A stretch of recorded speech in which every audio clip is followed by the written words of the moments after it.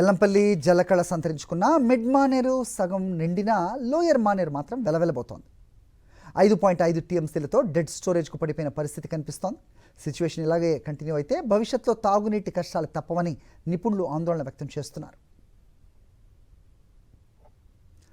ఇదే అంశానికి సంబంధించి సమాచారం మా ప్రతినిధి రమణ అందిస్తారు.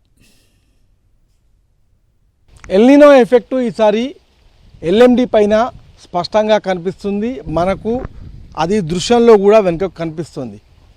ముఖ్యంగా ఈసారి 2 రోజుల క్రితం కురిసిన భారీ వర్షాలతో మిగిలిన ప్రాజెక్టులన్నీ కూడా జలకళ సంతరించుకుంటే ఎల్ఎండి పరిస్థితి మాత్రం అందుకు భిన్నంగా కనిపిస్తుంది.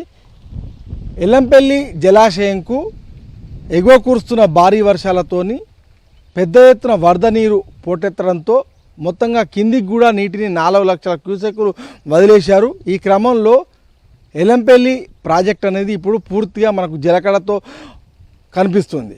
అయితే శ్రీపాద ఎల్లంపల్లి నుంచి అటు నంది పంప్ హౌస్, ఆ తర్వాత గాయత్రి పంప్ హౌస్ నుంచి మొత్తంగా నీటిని ఎత్తిపోయడంతో ఇప్పుడు మిడ్మానేరులో 27 టీఎంసీలకు గాను 13.5 టీఎంసీలతోని కొంత నీటి నిల్వలు కూడా మనకు అక్కడ కనిపిస్తున్నాయి. అది కూడా మొన్నటిదాకా డెడ్ స్టోరేజ్లో ఉండేది. ఇప్పుడు మిడ్మానేరులో కొంత నీటి నిల్వలు కనిపిస్తున్నాయి. అయితే మనకు ఈ ఎల్ఎండిలో పైన క్యాచ్మెంట్ ఏరియాలో వర్షాలు పడకపోవడము, ముఖ్యంగా మోయతుమ్మెద వాగు నుంచి రావాల్సిన ప్రవాహం లేకపోవడము, మరొకవైపు ఎంఎండి నుంచి మిడ్మానేరు నుంచి నీటి విడుదల చేయకపోవడంతో ఇప్పటికీ కూడా మనకు ఎల్ఎండి బోసిపోయి కనిపిస్తుంది, మైదానాన్ని తలపిస్తుంది.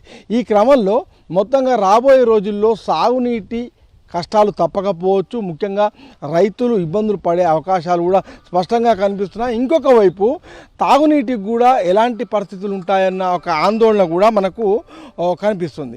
ఈ నేపథ్యంలో మొత్తంగా మనకు ఈ ప్రాజెక్టులు అనేటివి ఇప్పుడు సాగునీటి ప్రాజెక్టులు పూర్తి స్థాయిలో ఒక పొలిటికల్ ఫైటింగ్ కేంద్రాలుగా మారిపోయి కాంగ్రెస్ బీఆర్ఎస్ ఈ రెండు కూడా మొత్తం ప్రాజెక్టుల పరిశీలనకు వస్తున్న దృశ్యాలు కూడా మనం చూస్తున్నాము. ఒకరిపైన ఒకరు ఆరోపణలు చేసుకుంటా పరిస్థితులను కూడా మనం గమనించవచ్చు. ఈ క్రమంలో మొత్తంగా రాజకీయ ఆరోపణలు ప్రత్యారోపణలు ఏ విధంగా కొనసాగుతున్నప్పటికీ రాబోయే రోజుల్లో ఎల్ఎండి కింద ఉన్న రైతాంగానికి కావచ్చు, అదేవిధంగా ఇక్కడ ప్రజలకు కావచ్చు తాగునీటి ఇబ్బందులను ప్రభుత్వం ఎలా తీర్చబోతుంది. ముఖ్యంగా ఇప్పటికే ఎల్లంపల్లికి పెద్ద ఎత్తున వరద వచ్చిన సమయంలో ఇక్కడికి నీటిని వదిలేస్తే బాగుండేది కదా అనే పలు భిన్న రకాల అభిప్రాయాలు మనకు వినిపిస్తున్నాయి. మొత్తంగా ఈసారి ఎల్ఎండి ఎల్నినో ఎఫెక్ట్తోని మనకు స్పష్టంగా ఒక కరువు ప్రాంతంగా మాత్రం కనిపిస్తుంది. కెమెరా పర్సన్ సతీష్తో రమణ, సాక్షి టీవీ, కరీంనగర్.